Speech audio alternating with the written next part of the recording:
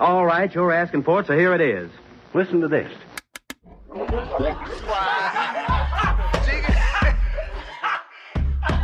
want you folks laughing at we partners pod, kid. You understand? We in here drinking, singing, swinging, all that shit, dog. Sweating, getting wet, all that. All right, here we go. All right, welcome to DP Quarentimes number 14, or at least that's what we're going to say it is, because I don't know what numbers, because numbers don't matter. It don't matter. You've been at home for a year and some change, so you've been listening. Keep listening, and we appreciate that. So DP Quarentimes number 14. I am half of his hosting tandem, Ed Bailey. I'm joined as always with my co-host, Dave Bracey. Say what up to the people. What's good with you people? We are the Drinking Partners, and if you're looking for us, you can find us on epicastnetwork.com/partnerspod. You can find us on iTunes, Stitcher, Libsyn, Google Play, and Spotify under Drinking Partners. And you can find us on IG, Twitter, and Facebook at PartnersPod. Man, 200 some, 300, I don't even know. It's been a while. We've been asking y'all, and we will continue to ask you. Please hop on iTunes, hop on Facebook, rate and review. That's how we know we're doing well. That's how we let others know that we're doing well. And that's how we continue to do well. So please hop on iTunes, hop on Facebook, rate and review. Listen, you love us. You used to see us out in public, and you would tell us that you love us. Now, at the click of a button, we need you now more than ever, right? Because we all at home. We all still virtual. We're trying to still bring you this content. You know, we're trying to adjust. We're trying to move and shake like we always do. But we need you at the click of a button to please tell the internet. Please tell the world about Drinking Partners, all right? Tell the Drinking Partners about Drinking Partners. Tell us what you think of us, what you know, who you want to see on the podcast, what you want to see from the podcast. I mean, we've, hundreds of episodes, probably over 100 live shows, scores of live podcasts, 3 festivals. Like, we tend to listen. We tend to adjust and shift and move with the culture or move the culture. So please, at the click of a button, please tell the internet, please tell the world, right? Because we need these rating reviews. I just found one from my homie, Face08. Shout out to the bros, A5 in the building. College days swiftly passed. Title funniest ish ever. It could be as simple as that. You know what I mean? Just let us know you listening. Let us know you love us, all right? Because we talking to folks through a laptop. I've been sitting here next to this dude for years. I'm tired of sitting next to this guy. I want to talk to some of y'all, all right? Yeah. And as always, we've been saying it. Mm-hmm. I know it's been kind of on pause and y'all been using it, but I know you got a little bit of money because you ain't going nowhere.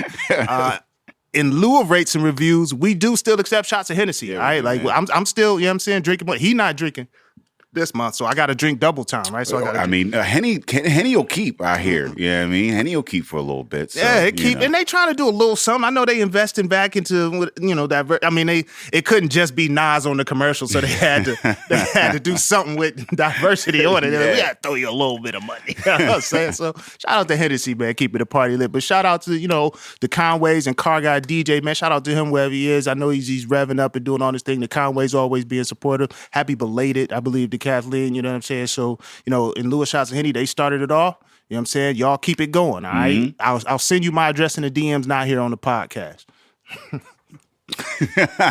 So, speaking of DMs, we are very much sponsored by a down to I can't even roll that in. Dope moms. We're sponsored by Dope Moms. the Far of the Table, PA, Western PA. Shout out to Erin Hart, the mayor out here, doing big things across all of PA. Yeah, connecting all the farmers to all of the folks that are looking for farms. We had her on the podcast. She introduced us to the raw milk, the unpasteurized milk. She introduced you to the raw milk. Yo, man, I'm a big fan. I'm still trying to get my hands on some more of that. I got 2 kids. I stopped rawing a long time ago. It can get you in some trouble after a while. But if you're looking for some of that raw, check out Farm to Table, man. They're a local nonprofit formed in 2018 to promote locally grown agriculture and improve access to fresh, healthy food. And they serve 30 counties of Western Pennsylvania. So, again, man, moving into this future, we've conquered the globe. Now we need to get back to our roots and know, where our supply chain is and who's growing our food and how we can eat healthy without breaking the bank. So check out the Farm to Table at farmtotablepa.com. Hey, listen, eat local, eat fresh, eat better. All right. And we've been saying that for years. We've been saying support local, and we've we've tried to put our money where our mouths are, right? But I think, even as you support local, I think you got to get that message out globally, right? And that's kind of what we're doing with our festival here, right? We getting that message, that local message out globally. Support the artists that support your communities. So support the businesses that support your communities, all right? And then just let go. Let it flow. Yo, September 10th through the 12th. Barrel and Flow Fest coming to Pittsburgh, PA for the fourth year in a row. And not only are we going to bring 5,000 people down to Southside Works, we are also looking at folks to join us worldwide for DigiFlow. And if you're looking for tickets for that, barrelandflow.com. We got 16 Black-owned collabs, man. That's like featuring 21 Black-owned breweries. And we're shipping those to 25 states across America. And we will also be teaming up with some folks over in England to do some limited releases as well. So, we can get a little bit of that culture, see what they're doing on the other side of the pond, you know what I mean? And even if we, might even dip our toes down into Africa and see what those folks down in Nigeria might be doing with the brews. You see what I'm saying? We're doing worldwide because there's Black folks all across the world that are getting into this beer industry, man. We it's time for us to get our slice of the pie. Right. So come through barrelandflow.com. Whether you're going to attend worldwide or you're going to be in person, 5,000 folks outside, 3-day weekend. Barrelandflow.com, man.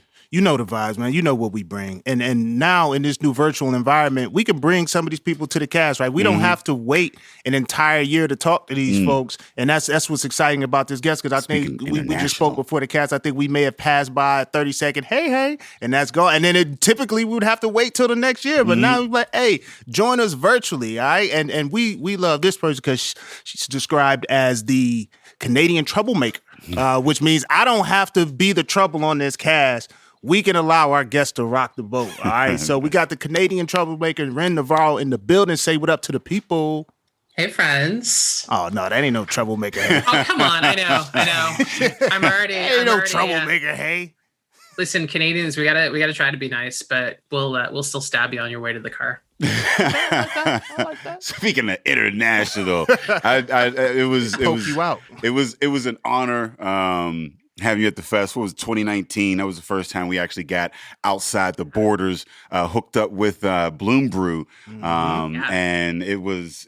I remember Jeff hit me up like early, like December, and was like, "Yo, I need a partner." Yesterday, I'm like, bro, we don't even know if we're doing this again. What are you talking about? So the very first collab of that year was Beer Diversity and Bloom Brew, and it was a hell of a collab. It was a hell of a year, and we're excited to finally have you on the cast. It seemed like it was wild because it seemed like last year. Like I was like, okay, and then I was like, wait a second, was that a whole? Well, last year don't even. What was that? Last year don't count. So yeah, it's dope to finally have you on the cast. I mean, for the folks that don't know who you are, I guess give you a little bit of your background and how you you started beerdiversity.com. Yeah, so this is my 9th year in beer. I started in retail and did a bunch of years doing sales for craft beer, and kind of fell into beer diversity by accident. And it was really just people, marveling at like, hey, how's it feel to be a Black woman in beer? And I was like, I don't know. Do they just say that? Black. Do they just say that in Canada? Like, do they? Yeah, they do. Okay. Yeah. But they say it with a smile, so it doesn't. All right. Much. But they'll stab you on the way to your car. Okay, all right. Yeah. It's then you're like, ow, why is that? Oh my God, you stabbed me. But yeah, so it really just started getting me thinking about what representation was like in craft beer, and my friends look like you guys and look like a bunch of different people, and it wasn't a thing I was thinking about. And it became this like all-encompassing thing that people just wanted to talk about, and I had the ability to like some great honors to do some talks, and it just kind of started from there. And honestly, I thought this was going to be like a 6-month project and like a side project at that. And I think it was just right place, right time, and and talking about diversity in beer, but also talking about it in wine and spirits, and talking to the public and talking to producers, and just kind of getting people to think differently about it, and asking a lot of questions. And people hate when you ask a lot of questions, but I do it. Yeah, I mean, people definitely hate when you. I think people just hate when you challenge kind of the norms, challenge the status quo and whatnot. So your entry into beer 9 years ago, obviously, I would say as a consumer. So what were you drinking? How did you shift to craft, or was it always craft? Like, how'd you get into that? I used to be huge into wine, and my background is I have a degree in English, but worked in finance. Yeah, totally right. Worked in finance for 20 years, and that'll lead you to drink. And at that point, it was just beer is beer. Who cares? And I'm like from Trinidad. Obviously, the accent gives it away. And my parents, their approach to beer was that it was something you drank when it was hot, and that's what cooled you down. So it wasn't about these different flavor profiles. And so learning about it, that's you get hooked, right? It made it really easy to get into, and people were super welcoming, and just being able to learn about it. And I can't see myself not being connected to beer now. So I'm interested, like the Canadian scene, because Canada, from my standpoint, is having not been there. Like, there's like 3 cities in a whole ass country. Like, how do you, so my experience in craft here in Pittsburgh, new brewery, every neighborhood.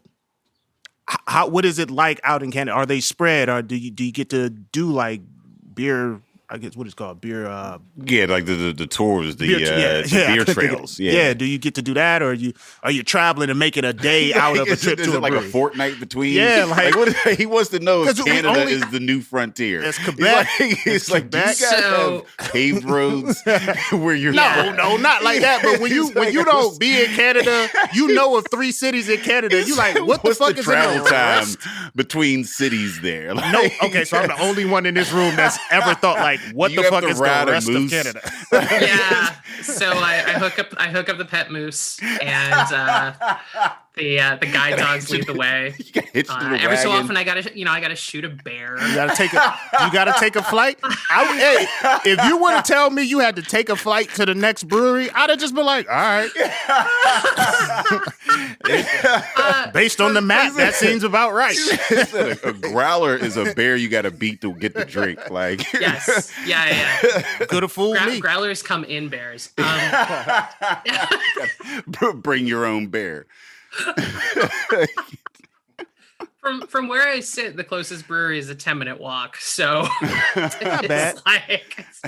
Not bad. We're not as backwater, not as I don't know, forest driven. Like, I don't know, how do I say this? Well, it's weird because so you got to understand, like in America, like all of the Canadian media is like mounted like men. You know what I mean? Like with the big hats and the what I mean. So we're that's how the media portrays. Is it still that? I mean, I thought we were just talking about how hot our prime minister was. I thought it was Niagara Falls.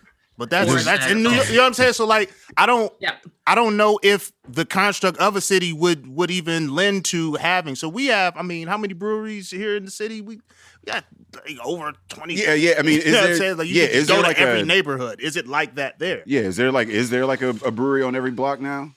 It's not on every block, but it's really turning into that. Yeah. I mean, obviously, in terms of numbers from the States to Canada, you guys definitely have us beat. I think there's probably like 400 to 500 breweries in Ontario, which changes probably daily. I feel like there's a brewery opening every month, but yeah, I mean, Toronto's probably got about 30 or 40 breweries. I'm in Kitchener-Waterloo. We've got 18. So it's, it's a pretty big number, and it's not far to get anywhere. So here to Toronto is an hour and a half. Here to Pittsburgh, I think we did it in 7 or 8 hours. So like, it's not. That's not too. That's like New York or whatever. So I mean, like, is there room? Is there more room to grow? Because I know here. Yeah. The market is more or less everybody's like, oh, you can hit the bubble, the saturation point, or eventually, what are you going to do? Like, but are people talking about that in Canada, or folks are just like, yeah, no, we still got some, bring some more over here. They were talking about it pre-pandemic and saying like we're getting saturated, and it's like, we've hit that bubble of craft beer, and then suddenly the pandemic hit and everyone was like, there's not enough beer. So I don't know. I think that there's still room because people are still playing with things. What are what are the popular styles? Is that even a good question. Because I don't see Canada as having grass. Again, we only know Niagara Falls. So I don't know if they just grow. Like, what are the popular styles? What hops are you all using? I guess am I taking the offensive? Am I turning off listenership? Are the trends the same? Are they the same in a different country? You know what I mean? Like, are the Canadians drinking the same hazies that we're drinking, or y'all got like their own? Yeah, I'd say we're a little behind you, but we're there. We're probably like 2 steps behind you. The gelatin beers and stuff, those are kind of popping around. Gelatin beers. Y'all ahead of us with that. What? Yeah, no, man. There's you guys have them. It just everyone ignored them and they went away. Whereas here, people are still like, ooh, that sounds interesting. Those gelatin. Well, don't skip over that. You got to explain. Yeah, what is a gelatin? Like, is that like? I mean, is that with the glitter in it? Is this beer edible? It's like liquid goop. It's I'll send it to you later. I can't even. My brain's like, don't talk about it. It's terrible. I don't even gelatin. That don't even sound like a texture. I did see the one can somebody was like pouring, and it looked like a fucking like a milkshake, like a real like smoothie, like bubbly milk. Like it looked infected and weird. I've got those too. Yeah. Yeah. But I mean, it goes through phases. Like IPAs are the biggest things for a minute, West Coast, and just playing around with it. So I think that we're still playing around with beer, but in terms of what the Americans are doing, like you guys did your pastry stouts and you did all of those things, and like now we're still kind of in that phase of like, ooh, isn't that crazy? And it's like, yeah, no, but. But I mean, I think it varies like wildly depending on the province and where in the province you're at. So yeah, I mean, if you came here, you'd be like, I recognize these beers. Like it wouldn't be anything super crazy. So who are the guys who in Canada are you like, man, at least we're not these guys? Like, I mean, because for us it's West Virginia, right? Like, I mean, that's a good question. Like what's the West Virginia of Canada? Ontario, where you'd be like Toronto beef? Is it based on hockey teams? Like, how does this work? I feel like craft beer is still trying to carve out a niche because in terms of like the market, it's still macro, right? So it's like the Labatt's and the Molsons that like own the biggest piece of the pie. So it's really hard to like come down on craft beer and be like, at least I'm not that guy in that area. Like it just, you want to be able to support it as much as you can. So y'all still getting along or whatever? Oh man, yeah, we hate a lot of people down here, but we are a very warring type of a country. So that makes sense. I also, I feel like if there's a brewery that I hate, yeah, but the rule is for me, if there's a brewery I hate, I'm not going to talk about them because, news is good news, right? Yeah. So I'm just like, yeah, there's a couple that I'm like, at least I'm not around that guy. But I mean, I do. Yeah, I don't even know a lot of breweries in West Virginia. I just don't like West Virginia as a state. It just like Alabama's another. Yeah. It's a weird. You got Tennessee, Alabama. Alabama is a very we marched to Montgomery. Listen, you know why you marched to Montgomery? Montgomery was the most fucked up place in the country. That's where I still got family in Birmingham. So I love the black people in Alabama. It's just I don't like the laws of Alabama. That's a whole nother. Yeah, I mean Tennessee. Fuck Tennessee and Mitch McConnell and them motherfuckers. I don't know what about your breweries out there. It's Cashville, Tennessee, but bro. These motherfuckers. Tennessee gave us Young Buck. They did give us Young Buck, and he was my favorite G Unit member of that clip. Straight Out of Cashville was a good album. Well, we're going on a tangent. You've named one person in an entire area. That's true. That's true. After all these years, you gave us Young Buck. Exponentially more than I could say out of the Dakotas. The Dakotas have given us nothing. Name a Dakotan. And no, like it just heartbreak. That's all the Dakotas have ever given us is heartbreak, man. Every time you see it, it's another crying native. That's all Dakotas is good for. Terrible, man. So I mean, so speaking of that, I mean, so how, like, it's weird, right? Because Canada is where we all ran to. So we think of Canada as more of a progressive, people get along a bit more and like, and it's like, well, at least, and even you got healthcare and shit. Like, you get cough and you be like, you know what, maybe I'll take a day off and maybe get paid for it, right? You don't need a pay stub for that. Yeah, you know what I mean? Like it's a different, so when you're looking at like, when you're talking about diversity and things of that nature, and I love how you described it, you're like, I was just accidentally black. Like I just happened to be black and then I was the only one here that was like, I sort of answered questions and shit, right? Because that's how a lot of us like get into, that's how, we were, every time we got invited somewhere, we were the only ones there. It wasn't by design. We weren't looking for motherfuckers. That's just how it happened, right? So, I guess, I guess I'm asking to I guess compare how it's different in Canada versus, you know what I mean? Like, is it as progressive as we all see this beacon of, like where the Underground Railroad ends? And have you seen like an increase over the past year? Because here, over the past year, diversity is like in everyone's lexicon. Like every company has to focus on it. Has it reached that point in Canada? Yeah, it totally did. That was like 2020 and the George Floyd video, and suddenly everyone was like, "Oh, we got to think about Black people." And so, yeah, I think it was the same thing. But Canada kind of gets this pass, right? Like we are known as the like friendliest ones, and it's like, man, we're super friendly to your face, but like don't come in the house because like it just shit's on fire. And I think last year during the whole pandemic, like our thing here was being able to laugh at the Americans and how you guys were dealing with things. And it's like most of you, like literally half of the Americans that I know are vaccinated. I'm gonna be really lucky if I get vaccinated before the fall. Like we're not dealing with it suddenly. It's cold in ways that just See, maybe it freezes. Like, but Canada, like maybe I'll think it freezes. I don't know. We actually don't have to put it in a freezer. It's like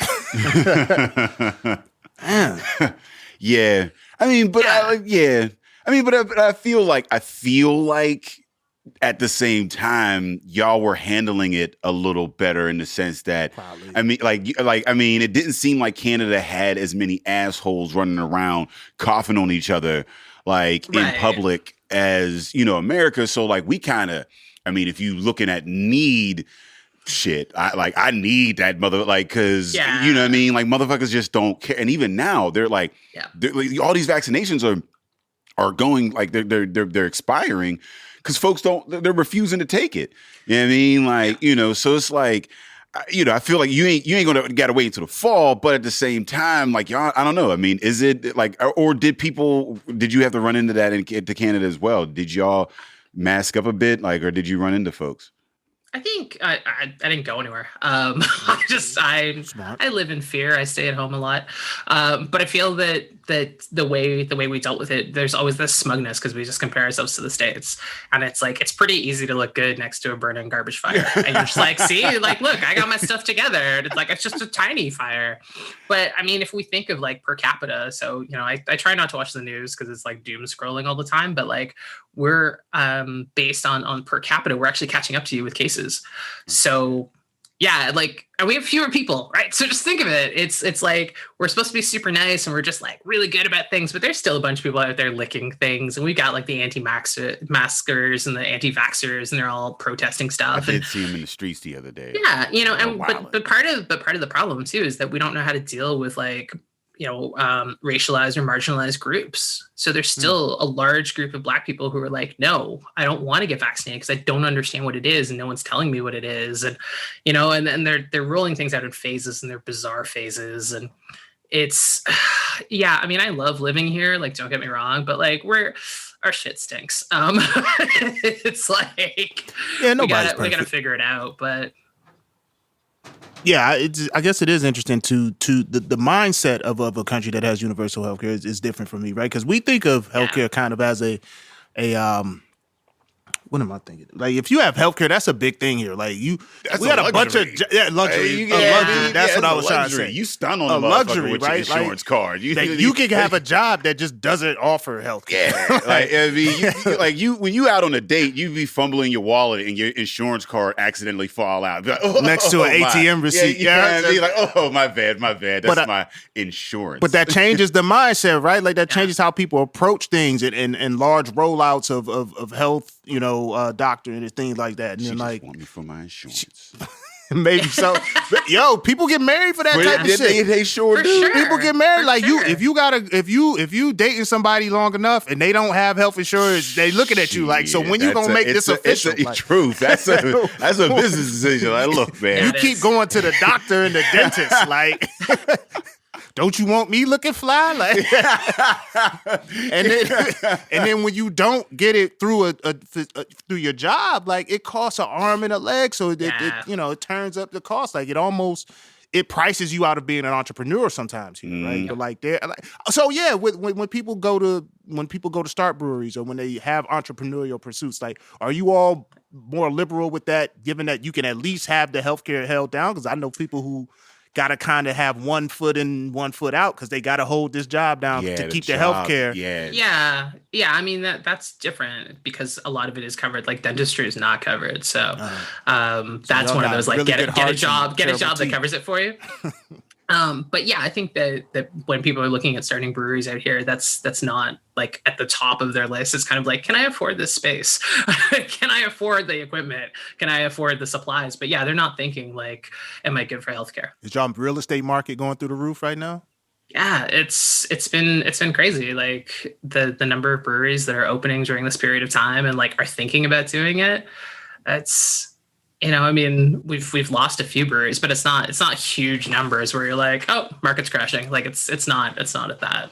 That's weird because I mean, I don't know, opening an establishment is hard as is, but then you pile on the pandemic, and then you look at this, how like all these folks were like a lot of the industry was going to like a tap room kind of model where like, distro wasn't the thing, and that was working out because there were so many popping up, and like, the term local, I was talking to breweries and, I was talking to one of the reps and she's like, we live right next to the border of Ohio, right? So like, that's only about 20, 30 minutes.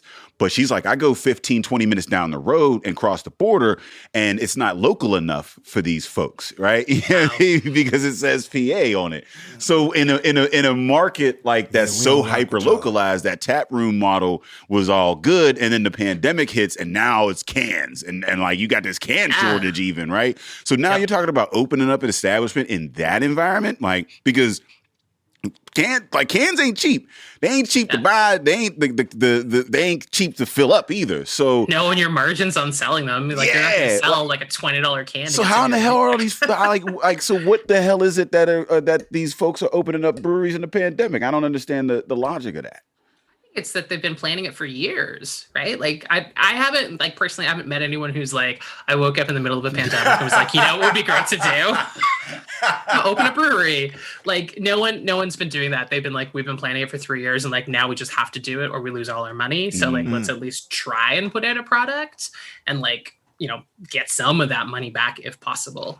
So how is it in Canada? Like with I know right here in America at this point in time, right? Like there are all of these initiatives, all of these agencies, organizations, the government is kind of putting money in the pockets of small business owners in the form of acceleration and or startup, right? Is there a construct out in Canada for that? Is there a liquor control board that may, be putting some stuff out there for folks to help them, in this space and kind of promote something within the alcohol like industry?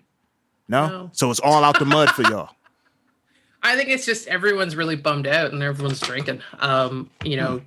Day, I raised my glass to you for not drinking for this month. I don't understand that. I don't understand that. There are some help for small business owners, but it's not specific by industry. And in Ontario, our premier is a special bucket of special. So he occasionally cuts these things and then they don't exist anymore and you have to just hope for the best. So a lot of people are doing GoFundMes to like try and keep things going. So again, this is the like shiny veneer of the like, everything is great. Just don't look back here because it's terrible and it's on fire. Yeah, I mean, it's still a pandemic. Everybody had to pivot. Everybody had to adjust, and not everyone's going to survive. And it's just interesting because there's so much. And again, we were talking about diversity. Like a lot of these programs are centered around diversity and getting diverse ownership in business, right? And I'm interested to hear how long it sustains. Like how long do people have an appetite for this work? Like how long are they going to be putting money into it? And so, I'm asking about, because I might have to move to Canada and start something. You know what I'm saying? Like what's the popping industry? What do y'all need? Y'all need like a beauty supply with y'all? Y'all got the cannabis thing. Is it still $5 million to get in? Like what y'all need out there? That's every American Negro's like escape plan is Canada. I just like that. Yes, I know. Like everybody like, listen, man, just keep the door open. Yeah, that's what I'm saying. Cannabis stores are where it's at. Okay. Because, so again, Kitchener is not a large city, and within walking distance, there are 4 cannabis stores. So it's a thing. That's where we use. I mean, so British Columbia, it was the place. The BC bud was where, you know what I mean, was the connection back in, you know, my college days. It was like, we get some of that BC can bud. But now I hear, like, you know what I mean, they're like, that's where, you know, malts and things of that nature is coming from. Folks is trying to get some of that good malt from down in British Columbia. What the fuck is going on in British Columbia? That, like, like that the French Columbia, like the French motherfuckers ain't like, getting, yeah, I mean, what is up with these Britain motherfuckers, man? I don't get it. But I mean, so what do you think? what is the one? I mean, what are some of the hurdles that canceled? Nah, man. Britain could be canceled. What's up with these Britain motherfuckers? These Britain motherfuckers, man. They always got they handle some shit. Like, every time you try to find some resources, just fucking Britain's motherfuckers. You know what I mean? But I mean, what do they come to you with whenever you're talking to the industry and they're like, shit, there's not a lot of you here. Like, what is the, I guess, one of the biggest hurdles that you find in your mission? I think it's that everyone's like, I want to hire diverse. And it's like, yeah, cool. How do you hire now? Oh, people who hang out in our tap room. What do they look like? Oh, well, they're all white. Mm-hmm. Oh, so I'm just going to, like, you know, magically make a black person appear and be like, here's my resume. And just getting people to understand, like, take a moment and be like, you can't start with the hiring of diverse, you know, patrons or whatever. And also it's like, what does diversity mean anymore? It's such a buzzword that from the moment that the George Floyd video came out, diverse meant black people. Mm-hmm. And I was like, no, there's a lot more behind it. Yeah. Like, you know, and here for us, like, BIPOC is where it's at. So Black, Indigenous, people of color. And again, it's all buzzwords. Like, you're forgetting people of certain ages. Like, what's the average, you know, like when you look at a craft beer drinker, what's their average age of who's being presented? Like, my mom drinks craft beer. She's in her 60s. My dad drinks it. He's in his 70s. Like, you know what I mean? Like, we forget about that. We forget about disabled patrons, LGBTQ+, and like just kind of getting breweries and the industry to kind of take a moment and be like, don't go after the thing that's hot right now, because that doesn't make sense. Like, you're not formulating real relationships, and you're not doing it in ways that, like, that's the representation in your community. Like, who is in your community? Like, do you know? Can you identify them? And quite often they kind of go, oh, well, it's this group of people. Well, do you talk to them? Well, sorta. Well, okay, go talk to them more. Like, you know, learn some stuff and, like, create real relationships and just kind of getting people to, like, chill. Because it's the, like, we have to be diverse and we have to be, like, super welcoming. And it's like, yeah, it takes time. You know, it took you time to get to the point where your beer was consistently good. Like, you didn't just open the doors and everyone was like, oh my God, this is amazing. It's the same thing. So yeah, just getting people to kind of, like, take a deep breath and really take a real look at what they're doing. And then what do you want to get out of it? Yeah, no, I mean, that's it always is interesting because, like you said, diverse hires and whatnot. Because typically you go and you're like, you know, who's in your neighborhood? Because a lot of folks, they go into the neighborhood and it used to be black folks, like, and then, you know what I mean, like, you know, so getting folks to look at that's a very good point. So I mean, so how does somebody, like, go about, you know, if you know, say you're listening, because a lot of folks, right? I mean, they'll listen and they'll tune into this because, you know, it'll say diversity or whatever. It'll have, you know what I mean, or it'll be some black folks, and I don't know how people come to listen to this podcast. I don't know. Like, it ain't our photos. Yeah, like I don't know how people stumble upon it, but they might be like hearing and they might be listening and go, okay, well then how do I take steps? So, like, you know, what are those first steps for, like, you know, trying to, I don't know, be less, because the thing is, so you know, maybe different, but I feel like the purpose of diversifying a pool of anything is to strengthen it, right? I mean, that's just more or less the, you know, and a business is just a part of the larger scheme of society and humanity. So, you know, like, yeah, I mean, so somebody that wants to diversify their pool of business or friends or whomever, what is that first step? Do your homework. like, what's around. Also, what do you want to get out of it? It's, it's one thing to be like, well, I want to get more business. And it's like, yeah, cool. But how do you sustain that? And how do you approach with your like, quote unquote, regular patrons and your regular staff members? Like, what are you providing them that is the thing that you could provide to those in the community around you? And it's amazing how many people don't look at that. Yeah. Well, it's just such a tremendous, like, it's such a vast undertaking, right? So when you talk about being diverse, so we do, as you said, we do typically break it down to race and break it down to the race that has the, most viral news story. I'm sure, like, if you've been working a job and you're listening, I'm sure your job has sent something out about Asian American Alliance or something like that and supporting them because of, the recent events. But you made a good point about something I've never thought about as far as age in craft beer. Like, how do you see that play out? How do you if someone comes to you and says, man, we got a bunch of 60-year-olds that's coming through. How do we make this an equitable, enjoyable experience for them? Like, how do you approach, and you don't have to have an answer, right? But like, it's curious, how do you approach age in an industry such as craft beer? Like, because it's a product that I'm not making a beer with prunes in it, or maybe that's how is that wrong? Are we getting shut down? Like, I'm just saying, like, what do you do? They are making beers with prunes in it, man. That's the new hot shit. So first, we don't let Ed show up to be the guy who. First step is to not listen. If I need to be canceled to let this industry live, I'll be we that done guy. Lost our 60+ demographic. Our 60+ is gone. We right? man, That's I got to it. change the parameters on these. Hey, these Mr. and ads. Mrs. Been Raw before. If y'all still listening to us, sorry. Over. Oh man, I mean, but it's the same as the like baby and tap rooms argument, and it's just like, what makes your space welcoming? It's not like you have to do these like crazy over the top things to make it accessible, and I mean, like, if you're like promoting or marketing to like people who are in their 50s and 60s, it's not like they're super old and they can't get in, right? Like, they're already drinking macro. So, how are you saying to them, like, oh, you really love that macro beer? Well, here's a craft beer similar, and I can name 4 ingredients in it. And like, I can show you more about it. And I just, some of it's price point.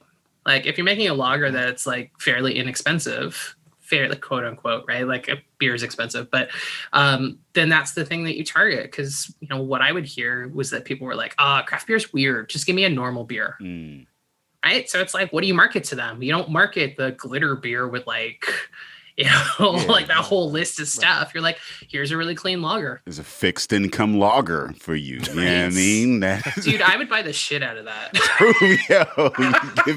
Give me the controlled rent IPA. Yes, please. Bruh, I'm lining up on Tuesday morning for that shit. Like, all day long. And that's passable, but I can't say what I said. But I'm the one that can't come in. I'm the one that can't come in. But I can't come in the some of building. that penchant fruited sour, like, I mean, I'm labor's local. Labor's local. 413 Pilsner. But it's you make a great point, right? So diversity is not about targeting a group and making things specifically for that group. It's making things that are accessible to, or having, offerings to where everybody can come in and find something. Everybody can come in and find comfort. Except for babies. I am not on the baby train. Babies and dogs, I don't like to drink alcohol and with kids around, because alcohol and kids don't they're two different things, right? So I have a kid and I want to keep it safe. Alcohol is for when I don't care about safety. So I'm just gonna say drinking partners is not. I'm gonna mix a little danger into this situation. We like safety with alcohol. Drink with danger. Bringing a baby. Like, you're like, when they say drink responsibly, it's like, I mean, they have to say that. You don't, like, they like. Well, drinking it itself is kind of irresponsible. It is. Just in and of itself, you're putting, like, it's an intoxicant. It's a poison that you're putting into your body. I don't like to think of it as bad. But whether you like to think about it or not. A regulated poison. Thank you. It's a regulated poison. She's got, you probably got all that little shit that to make the dirty stuff look clean. Right? That's real Canadian of you. She is the cleaner. Yeah, but babies in a brewery, it's a brewery to me because I've only gone with adults. It's like a bar. Like I look at it like a bar. It's not bar-like, but it's like an experience where I want to be around all adults. I'm not big on dogs there either. Now we might get canceled for me saying that, but I'm not big on dogs being. I'm not a dog guy either. I'm not a big. I'm saying I got food and beverage. I don't want to step on him. I'm the one who sees the dog and I make the weird squeal, and then I'm like, oh my god, can I touch your dog? So like, I'm down for Nah. So typically, again, since we're the minorities in the space, I can't really give you my real when that dog walk in. So I do the, we got to look. We got a look that we give you, the look of disapproval. Yes. Like this is. It's like we drain all emotion from the brow goes flat. So good. Teeth get there. It's just the look, like, and you can read someone's mind, like, what the fuck is you doing? And it'd be like big dogs too. Like, come on, man, if your dog's tail is up, near my chest, like, get your dog. That's So are you for all the babies and the kids?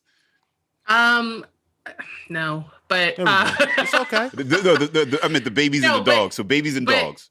But I think that including them and making time. So there's a couple breweries out here that I absolutely love. And they do like kind of when you still could gather, they would do a day where it was like, babies and parents, and then they'd have like a dog day. And they give you time period. So you'd know. So you wouldn't be like rocking up in the place being like, why are there all these babies? You'd be like, oh, it's 2:00. It's baby day. Now I wonder how do you structure that though? How do you structure like baby day at the brewery? Like it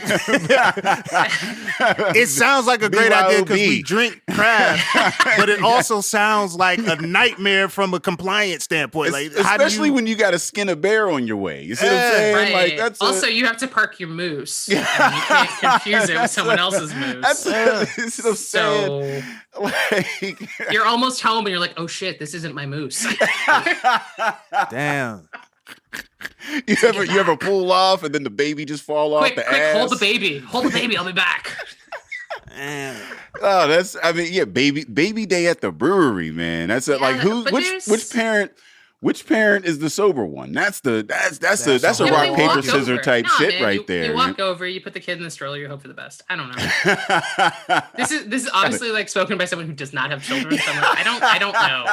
Well, as someone with bubble, someone with children, walking with the baby in the stroller, a little intoxicated. That's okay. I mean, it's legal. It's perfectly. It's not something that we. You have children. You've done this, haven't you? No, my children don't go to the breweries with me.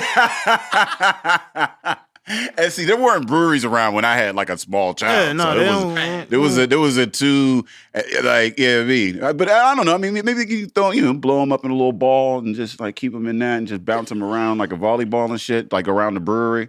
You never see teenagers, like teenage children there. Like, it's like we get I feel like parents get tired of them and be like, yo, go do something else. I think teenagers don't like parents though. Like, I mean, teenagers are too cool. They're like, everything is like it's shit. A teenager that just got their temps, they will hang around somebody for the opportunity to drive. And there's no better opportunity to drive than to take me home from the brewery. Now listen, Now see, getting the teenager is dope as a DD. Like that is that is your right as a parent. As soon as they turn 16, to get the motherfuckers to work. And yes, it is a glorious time. They volunteer to hang out with you. You going to the grocery store? Let me drive. They don't want to go to the grocery store. They just want to drive. Well, they drop you off, then they go like stunt around their friends for a little bit, then they come pick you up. You see what saying? You had That's different parents. Yeah, no, I mean, you was only driving with moms. Well, see, the mom and the dad are different too. Because my mom, you could only drive when she was there. My dad would let you get in the car. Yeah, see, that's what I'm saying. I mean, I'm gonna let you hold the, drop me off. Just make sure you don't be too wilding out too much. Bring it back clean. That's the whole purpose Bring it of back me clean. having your car is to wild out. First off, I'm putting how many seats is in here? 5? I'm putting 6 motherfuckers in here. Okay, yeah, we used the to go one friend to who the. has to lie across the back. It's Yeah, Yeah. so, hey, listen, you ain't nothing to lap up. You gotta lap up. Yeah, the worst was when when the bench seats left, and you couldn't put 3 in the front. You know what I mean, that motherfucker. There used to be 3 in the front, 3 in the front, 3, used to be 4 a in the little bit of back. a stunt. That was a little bit of a stunt because wifey could sit next to you. True. So now you could drive, lay back, and have your arm behind her. And the dude didn't have a shorty. He sat next to, but he was over there doing whatever. It's me and wifey, and then you create the atmosphere that is just y'all in the car, but it's not. It's 17 people in this marquee. In this grand marquee, it's 17 people. We all going to the kitty club, and everybody only had to chip in $2 for gas. And the tank was full for the week. $2 too. The tank was full for the week. Man, bench seat brewery. That's gonna be that's another one. Copyright that. Just in case the drinking partners don't work out. Yeah, we'll have designated driver day where we bring all the teenagers with temps. We'll have an instructor there, and he'll be giving lessons out there. He or she may be drinking. I don't know what's going on with that.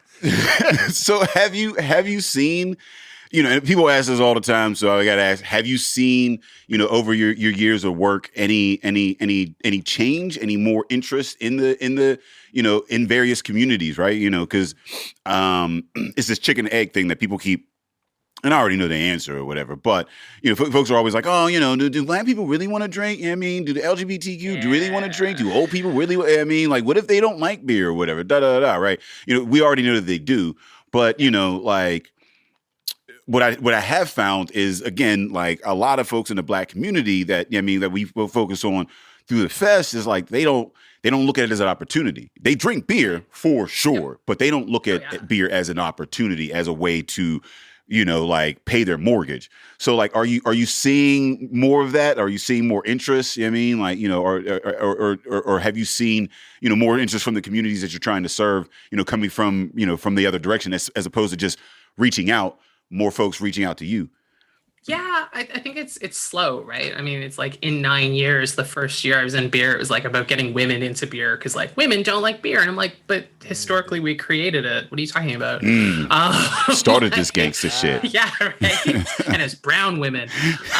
But just this whole like it goes in cycles. So like every few years, it's like, okay, we have to focus on like this group of people, and then we have to focus on this group of people. And a lot of those people were like, I'm already doing it. Mm-hmm. I'm already drinking it. I'm already like learning about it. I'm already doing these things like in the background. In terms of like Black-owned breweries out here, it's tiny numbers. And I think that there's so many barriers to entry. And because every time someone does it from a marginalized group, everyone loses their collective minds. And it's like, people are just like, yo, I don't want to be the one. I don't want to be the first to have to answer all the questions. I don't want to be the poster child for like whatever group. I just want to make good beer. So yeah, it's changing, but it's slow and it's hard. Yeah, as in all things, I think you got to see someone who's done it as well, right? So I think a lot of our approach to the industry from the consumer standpoint, and I forget if it was a conversation you and I were having today or something I was just having in my life where it was just like, we always approach things from the consumer standpoint. We're always at the end of the road, right? We never look into the whole supply chain. There's an opportunity at every stop in the supply chain. And you never, since you're always a consumer and you don't have access to these systems, like you're just looking at it from how do I get it? Where do I get it? So when we look at diversity, is it available to me? Not so much is the production of such or my impact on the actual product available. It takes time to get those stories out there, to highlight those opportunities, to make people aware that these opportunities, job boards and things like that become increasingly important. And then you have the job board. So now who's taking this job board and distributing it to certain communities that may have interest, but just may not be ignorant of the opportunity. Like, Oh yeah, and that's the big change, right? It's like, where do you post it? Because if you post it in, in all the beer groups, then you're posting it in a vacuum, Right? Because the people you want are not in that group, or they're not going to that job board, and so like that's starting to change, and that thankfully, like companies out here are starting to see like, oh, we're getting, instead of the usual 20 same resumes, we're now getting like 40 or 50, and the names are changing, and the backgrounds are different, and so yeah, I think that's like the biggest piece where it's like, don't just go into that vacuum, because you're always going to get the same kind of person. So how's your palate changed as a drinker over the years? Oh man, she went from wine to beer. She went from wine. She went from refined. I still drink wine. Okay. I've got my W set certification because I'm all fancy. Damn, we don't have no certs, bro. We gotta get some certs. Do it, man. Do it. So yeah, no, I've been drinking wine for probably a good 25, 26 years. I think I'm definitely, I've kind of broken it down into things. So it used to be when I started drinking beer, it didn't matter, right? Just like make it crisp, make it easy. Who cares? And now it's kind of, there are days where I'm just like, yes, this is just a beer. I just want a beer flavored beer. I don't care anything about it. So I don't know if it's the palate changing necessarily, but my approach to it has definitely changed. That there, be a day where I'm like, I just want a beer. And other days where I want to talk about it and like, is that a Citra hop? So what stage did you enjoy more? The stage where you were just out here just enjoying whatever you came across, or now that you know things? Because there's a responsibility to knowing things, and it changes how you consume. Like, yeah, I definitely like knowing, and because then I can make the decision. Right? Do I want to sit and talk about what I smell? Do I want to talk about the tasting notes, or do I just want to crush it? And now I have that opportunity to like decide. Whereas back in the day, I was like, I just crushed it. I don't know what this is. Like, oh, this is a Trappist beer? Cool, I crushed it. Yeah. Yeah. And I still, I very much enjoy a certain level of ignorance. I don't want to be so knowledgeable that like every time I have a beer, I'm like, ugh, this is imperfect in this many ways. Like, but I think you can get educated on it and still have a moment where you're like, I know this is a bad beer, but I really love it. Yeah. But right? You can't be caught with bad beer when you got clout in the industry. I don't care. Ooh. Okay. All right. No. Because that was the other thing. When I started in the industry, people were like, don't get caught with like a macro beer. Don't get caught with this. And like, I just got to the point where it's like, what does it matter? Like, does a baby moose die if I'm caught with a PBR? Like, does it, and it's like, oh no, it doesn't. It's like PBRs continues. I don't know, man. Folks you give me $1. You offer me $1 16-ounce PBR. I'm gonna crush that shit. That shit. Oh yeah, exactly. Delicious. Oh, I totally. Yeah, no, I will get together with friends, back in the day where we could like all congregate, and inevitably someone would be like, round of PBRs, and I'd be like, hell yeah. And they'd be like, don't take photos, and I'm like, camera out already, like, what? Yeah, no. I don't care. So how have the friend gatherings now affected now that you have this stature, right? Like, are they nervous of what they bring to the table, or you've been so down to earth? I'm incredibly chill. I honestly, I'm just drink what makes you happy, right? Like if you really love that stuff, then like we can still talk about it, and I can still try and give you the craft beer equivalent of it. And if you don't like it and you go back to your stuff, then that's cool. Like I'm not gonna be like you're banished from the land. Yeah, like, unless you're drinking Coors Light, because you're banished for the land. I fuck you and your Coors Light and your Blue Mountains and all that shit. You could everybody's welcome except for Coors Light. But it tells you if the beer's cold. The can tells you if the beer's cold. It also tells you when it's trash. It's all the time. Listen, if a can has to tell you, and you can't just be like, the can's cold. Then... I mean, like that is like you picked it up. Was like, I don't know. I'm not sure. Like every other can. Like I don't trust cans unless it's the blue ones. Like, you shouldn't be drinking. You should not be drinking. That's a beer. Basic level skill. You should not be putting more That's a novice level skill. Hot or cold. But I think that like the gatekeeping is what keep like, diverse and underrepresented backgrounds of people from really joining craft beer, because we get these weird snobby moments of like, what, you don't get the essence of elderflower on this beer? Like, you're a peasant, get out of here. And it's like, no, we need to like, and I think this is part of the problem, right? Like all these companies being like, how do we get more people in? And it's like, don't do this to them. Don't mock someone for liking what they like. Don't mock them because they don't get some obscure tasting note or a smell or like a color. Just, if you're gonna like say, I want you to be part of this and I want you to enjoy it, like teach people and have conversations with them. Like stop being all shitty about it and be like, you're an idiot because you don't know this thing. And I thought a little bit of that was going to be broken down with the pandemic, just because people are doing so much stuff from home. You thought you'd be able to see folks in their element, but motherfuckers are still showing up on these Zoom calls with jackets and ties. It's like, but you at home. Yeah. Like, why? You in your dining room. Like, why do you have on a blazer? You even have pants on, sir. Why is that a thing? I mean, like, why is that a thing? And if the answer is yes, I'm wearing pants, you cannot trust them. I'll tell you right now, I'm not wearing pants. That's cool. Just make sure your camera's at the right angle. You straight. I may never go back again. It's a different world out there. But also, and that's another thing that I found in the last year with my drinking.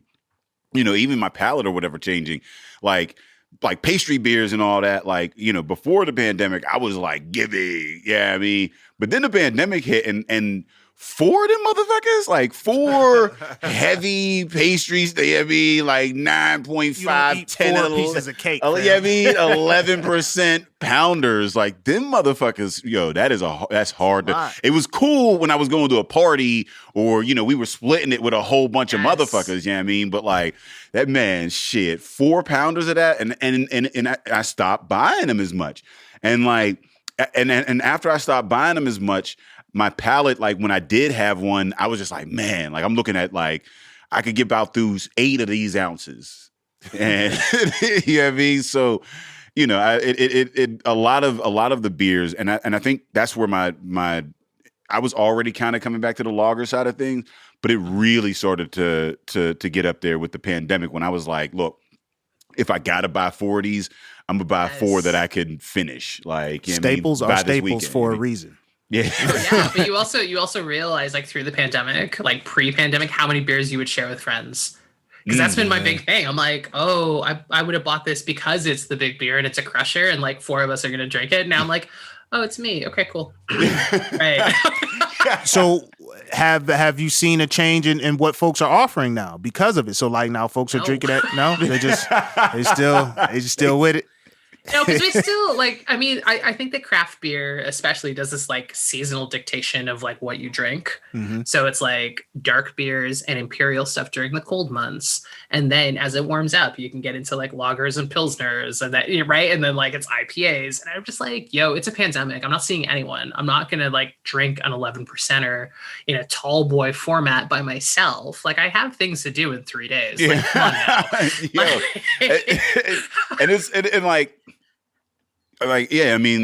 I did find that my fridge was getting full because, I'm buying beer and I can't finish all of this. You know what I mean? Like, so like over the summertime, there was a lot of wasted beer. It took me until about, I don't know. I mean, I think it was like October, November before I finally like cleared out, and I was just trying to find people to drop beer off because I was just like, because my spending habits didn't stop. I was just like, I mean? Like I was still 2-3 days a week picking up a 4-pack because I was out and about. I was like, oh, while I'm here, I might as well. And then going back and not having any fucking room in the fridge for it. And I didn't. Do you have a mini fridge? How's your beer? Do you keep beer at home? Is your beer situation? What's the beer? Because some folks don't drink at home. Some folks have a whole like closet. Some folks have cellars and shit. There's levels of this drinking shit. Some folks got a really bad habit that they don't want to call it a bad motherfucking habit. Like it's a bad habit. So what is your home beer situation looking like? So we both drink beer here. And I used to be a sales rep, so there was always beer. It was like there was never a period of time without it. And so last year we were like, we can't travel anywhere. We're going to upgrade one of the fridges because we had multiple fridges, and we had like a teeny tiny wine fridge, and we're like, we're going to get rid of it and get like a giant fridge, and it's a 160 bottle wine fridge. You have to keep wine in the fridge? Yeah, I didn't even know that shit. Well, No, okay, if you drink a good wine, I think it's whatever. But wine. I know, right? I'm fancy. I keep my wine in the fridge. But there's also beer in there. So we really did it. So it was like more beer and then a bit of wine. That fridge is full. And so right now, just before I came in to record with you guys, there are 3 flats of beer just sitting on the side looking for a home. So there's a lot of beer in this apartment. Wait, you said 3 flats? Yeah. What is that sounds like which some French Canadian for that? That sounds like construction materials. Yeah. Come on. So, like, what is a flat? 24 cans. Oh, a case. Yeah. Yeah. Y'all Wow. Their terminology is better. Yeah. I know, Right. flat just sounds nice, right? It does. Like, It does. It's a flat. It's like, oh, like a case. A case sound hard. It sound like a problem. A flat But sound. it's a flat here. It's like a case- French fry or something. A case sounds like a commitment. It does. It A does. flat's like this nice thing. Case where you're sound like a do you want a flat? Yeah. Yeah, so we have 2 fridges and then a food fridge. 2 fridges and a few flats. Man. So I'd say there's a lot of beer. the pandemic, I do a lot of the mixed sixes now where you just go in and you can just pair up your own. I mean, that's kind of a way to get it. I don't keep a ton of beer at home, but I do try to like get the mixed six and just try different stuff. That way I'm not constant. Like I don't buy 6-packs or cases of one beer anymore because you're just at home. So you're going to keep, and it's like you're getting that same flavor over and over and over again. So I would say that's how I don't know if it's changed how much I drink. I don't know. Yeah, I feel like I do the same where it's like mixed packs and like, but also I want to support my friends, right? So it's just like, oh, I got to support my friends. And the same thing as Jay, like I'm just buying it in, old pre-pandemic mind of like, I'm going to share this with 8 friends. No, I'm not. I'm going to share it with like maybe 2. You gonna pour some in the dog bowl, like you got Project X level beverages at your crib. You got 2 fridges and several flats. Like that's so. Who are some of the Canadian OGs? Who the heavy hitters out there? Like who are the Stones of Canada? Like, you know what I mean? Because I know I only know a couple of brands. There's the what's the ones that do all the pictures? The collective arts. Yeah, they make some dope stuff up there. I mean, and then there's Molson too. So those are the 2 that are located in the States. Yeah, Collective Arts has a brewery in Brooklyn. I see. That makes so. So who are some of the Canadian OGs that I need to get my hands on? Oh man, I don't know how you're gonna get your hands on them. Because I gotta come and see you because I'll just bring it for you. Great Lakes Brewing, which has been around, not to be confused with the Great Lakes on your side. I was about to throw out the Cleveland, but then I was like, nah, I don't think. Wait, so there's 2 Great Lakes? Wait, where yeah. are these lakes? Who's we beefing? We beefing. Wait, who's the greater? Are y'all claiming Lake Erie? Truth, like y'all on 2 opposite ends of the fight. No. They like Huron. I know, right? But also they've been around for almost the exact same amount of time. Yeah, that's what it sounded like. Some beef. It was like we Great Lakes. They get along. They get along really well. Yeah. It's the same family. We just don't know. Yeah. So they're really great. Little Beasts, who actually are on the fest. Are on the fest. They are. I do, man. Little Beasts. International, baby. Yeah. Aaron makes fantastic beer. Grain and Grit, which is in Hamilton, so that's about an hour from here, hour from Toronto. They're doing really fun things. Man, there's like, I just had North Brewing. They're in Nova Scotia, so different province. There's some really folks don't be talking about Nova Scotia. Because it don't sound Canadian. It don't sound Canadian. Yeah, it doesn't. Nova Scotia sounds like some like across the Atlantic. That's across the Atlantic. Yo, they got better laws in Nova Scotia. Like they're all blonde-haired, blue-eyed motherfuckers out there. No, man, Nova Scotia has a really strong Black community because a lot of I was going to ask you like, where are the Black people in Canada? Because we just think Toronto. We're not allowed to move outside of city centers. Yeah, that's kind of. I packed up my moose in the middle of the night and I rode out. Now we're everywhere, but Nova Scotia has a really strong history just in terms of like Acadia and kind of black slaves being freed and getting out there. So there's like a lot of history. Historically, that's where my family landed. Oh. So, but yeah, I think that like pretty much anywhere there's some really great areas. Guelph, which is not far from here, it's a half hour, was also part of the Underground Railroad. So they have Guelph is Guelph. Well, Yeah, except if I spelt it for you, you'd be like, that's not how you say it. Guelph? Guelph. okay, she did say Guelph. I thought I'm like I know I didn't. I've never. This is all. I know. This. I know you're like learning quick Canadian history. I'm enjoying Canadian this. geography. I'm enjoying. Like I like hearing about shit I ain't never heard of. Like I just. Yeah. So Guelph. I'm Guelphish. Guelph. I'm gonna take that to the team because I know they never heard of it. You know what I'm saying? I'm gonna throw that in somewhere in a conversation with someone that I know is not familiar with Guelph. Speaking to some Nova Scotians. Oh, you know what I'm saying? Like, you know, Nova Scotia has a very prominent historic black presence. Did you know that? I didn't know if you knew that. I was just hollering at my people. Is that near Nova Scotia? Yeah, you know, we deep out there. You gotta say it like you've been knowing it, though. You know, we deep out in Nova Scotia. Where's that in relation to We Nova? out in the Scotia. You can stay over. You can stay in Toronto with your woes. I'm out here with the Scotia. I was thinking of heading out to NS. Yeah. You know what I mean? I was planning the trip before the pandemic hit, change things up. I was going to blaze up there for a second. Yeah. I was going to blaze the NS, and I was going to skip over to Guelph real quick.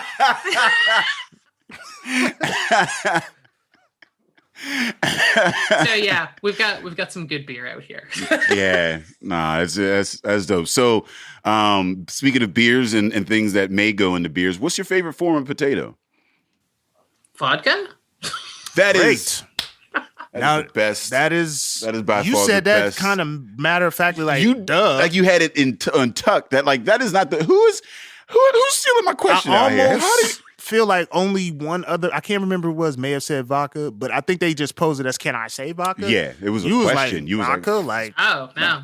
Why would it not be vodka? of course, potato. That's the only way I take my potatoes. Like, like unless it's squeezed and distilled, sir, turn it away. That hard potato vodka, that shit. Woo. That potato vodka is. Do you drink vodka? Are you a vodka do. fan? Yeah. What kind of like? What's your vodka? What's your vodka? Do you have a brand of vodka, or you just take it any way it comes? Normally, yeah, but I just tried the newest, and I feel like this is like some weird ad, but Absolute Vodka has like a juice blend, and it's pear and elderflower, and it's like amazing. Yo, my sister put me D with that shit, right? So, but like it was weird, right? Because she was like, "Oh yeah, this is Absolute juice," and I was like, "What?" She's like, "Yeah, I mean, it's already mixed." So I was like, "All right, yeah, pour me up some of that," right? So I just took a gulp of that shit, thinking it was like a mixed drink, like you know what I mean. And that shit is 40% vodka, like that is that. Like, so my experience with it was like, oh, I'm like, yo, what is like, my shit all hot, and I'm like, I breathed out like, whoo, like I'm looking at it like, what the fuck, and I'm like, yo, let me see that bottle, and I mean, Yeah. After realizing what it was and being like, I could see it being a good thing, and yes, you should. But the way that I was introduced to it was very traumatic. Like, that's why I fuck with vodka. You can't make alcohol taste that good, and vodka allows you to do it. It allows you to make the alcohol taste too good, and you start thinking that it ain't alcohol. And next thing you know, you're in trouble. Laid up next to the toilet on the bathroom floor. Yeah, dry heaving. I'm cool. That's a beast, man. That is a. I need my liquor to taste a little bit nasty. True. I need some warning in here. Like, I need some buffer. This ain't Kool-Aid. My shit to be a little bit like. You know what I'm saying? I need my kids to come and be like, oh, what is that? You know what I'm saying? Like, that Absolute sound like my kids would be asking for something. Like, Yes. I remember my daughter the one time kept asking me for a sip of my drink, and I was just like, you know what, here. And she sipped it. She looked at it. She go, for mommies and daddies only. And I'm Like, like, hell you damn yeah. straight. Yeah, I mean, Yeah. I need that face. That's the only way you could at least delay them drinking until they 17. You know they gonna taste something. my mom gave me that Red Bull, gave me a little sip of that malt liquor, and I was like, I'm cool. I want no. My aunt gave me a sip of rum and Coke, and I went upstairs and spit that shit out in the toilet. But I had to fake like I had swallowed it. Right. Now I went up and spit that shit in the toilet. I'm like, okay, so these adult parties really ain't, they really not for us. Like they got some other shit in their cups. I have a picture of me age 5 drinking a beer and like totally with a face of like, oh, this is good. Damn, Yeah. Who? Okay, so there's we was grew really up in a about that different life. era though, so you could take a picture of that. Whatever, it's- They used to send us to the store to get the cigarettes With and the shit. Yeah, with it was stamps. like you got a note. with stamps. Like I'm not. You This take- ain't you even a take the legal note to the transaction. corner. Yeah. This is illegal on multiple fronts. One, I'm not old enough to buy this. Two, you can't use stamps to get stamps to get Newports. Hell, 75 cents on the dollar shit. That's not a real, like, you can't go to the fucking NASDAQ and see that exchange. That's not real. It's a hood exchange. It's a hood ass exchange. So let the people know where they can find you. So they can find me at my website, which is beer-diversity.com. And then Instagram and Twitter is beer_diversity. Dave Racy, then, let the yeah. folks know where they can find us. If you're looking for us, you can find us on epicastnetwork.com/partnerspod. You can find us on iTunes, Stitcher, Libsyn, Google Play, We Googleable. and Spotify under Drinking Partners. And you can find us on IG, Twitter, and Facebook at PartnersPod. And September 10th through the 12th, you can find us at barrelandflow.com. And we want to thank our guest, Ren Navarro, the troublemaker from Canada, for coming through. I made all the trouble. I asked all of the questions that would get us canceled. This was not reflective of any beef between us and Canada, but I really enjoyed this conversation. It was really dope. I really like, this virtual format where we can kind of open it up to different guests, to a more diverse, group of guests, and just have this conversation about how people are drinking, in different places. And, Day and I, we're gonna go ahead, go to Expedia, book the trip to the NS, you know what I'm saying? I mean, Shoot over to Guam. scoot over to Scotia. You know what I'm saying? We'll go over to Guam and get some baked chicken. I don't know. What do they eat? Something on a tiny I don't baked know. square. I don't know. It's is like, is it finger sardines? food. You What get do finger foods. I don't know. You know what I'm saying? We're going to Guelph. Yeah, we'll go to Guelph. Get it, man. It was just a dope conversation. As always, Drinking Partners is the crew. Epicast is the family. And we out of here. Thank you. Yeah, that was dope. That was fun. I'll send you a baby moose. Yes. Yo, I've never actually been to Canada, which is why I've never been to even to like Niagara Falls or any of that. So like I actually gotta get up there. Once it's safe When to we travel. came out 2 years ago, Jay kept being like, "Thank you for traveling. Like this was so great of you." And I was like, "Yo, people in America drove way longer than we did." You humble. You gotta take that. You know what I mean? Somebody giving you them type of flowers. You gotta just No, take it like, yeah, no. man. We had to get ass. Yo, Epicast.